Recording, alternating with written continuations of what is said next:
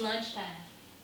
It's lunchtime. Amanda Furge didn't expect to be a mother to 3 boys in her home state of Mississippi. I didn't even plan to have kids. She grew up poor and a preacher's daughter and faced sexual abuse as a child. I knew as I was maturing, I had to get away. I had to get away as soon as I could.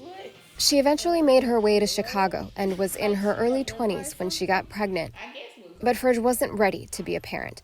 So she sought out abortion services. The process in Illinois was simple. It was just adding to the relief to where all I had to figure out was how did I feel emotionally, which is all you should have to worry about. Did you tell it? A few years later, Furge found herself back in Mississippi with her 1-year-old son, Titan, pregnant again and trying to escape an abusive relationship. If this person is abusing me like this for the children, that just means danger. This time, trying to get an abortion in Mississippi was much harder. Everything.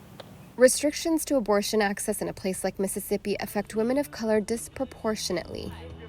About 74% of women getting abortions in Mississippi are Black, compared to 38% of residents in the state. Nearly every morning, outside the only abortion clinic in Mississippi, protesters gather to voice their opposition. Ma'am, think about it. This is murder.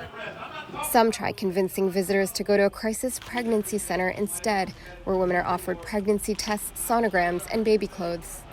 All of them exist to support, for the purpose of supporting women making these decisions and supporting them in the effort to choose life. Republican Andy Gibson pushed for the 15-week abortion ban when he was in the Mississippi legislature.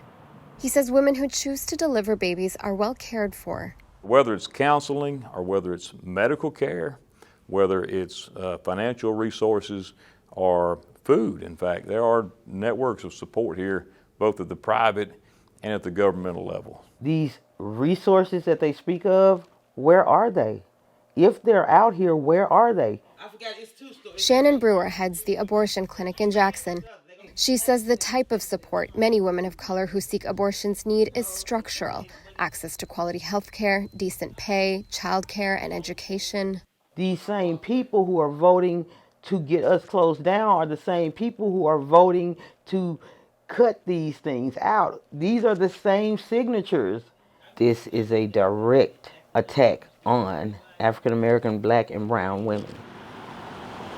When Furge tried to get an abortion in Mississippi, she ended up at a crisis pregnancy center, thinking it was a clinic. After keeping her waiting for hours, a woman at the center asked to see pictures of Furge's son, Titan. We're admiring my baby, and then she says, no, what if I just killed him?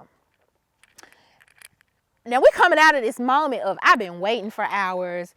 You don't know what's going on in my life in the background. You get me here and looking at my baby. I'm nursing, you know what I mean? And she says, what if I just killed him? And in that moment, you just feel like you're in danger. What? Where am I? What is going on here?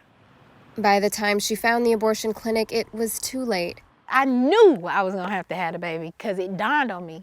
Look at where you are. Look at where you live. Look at the people in positions to either help or hurt, and look at what they choose to do. Red, orange, yellow. That baby, Mega, is now 7 years old. Furge says she loves him and is happy to have him in her life. But the frustrating experience made her more outspoken about the difficulties Black women in particular face in controlling their own reproductive choices in conservative states like Mississippi. We are the ones dying. We are also the ones having a struggle to live. So which one do you want? Who can we be? Like, how can we show up in the world? Nori Nasser, The Associated Press, Jackson, Mississippi.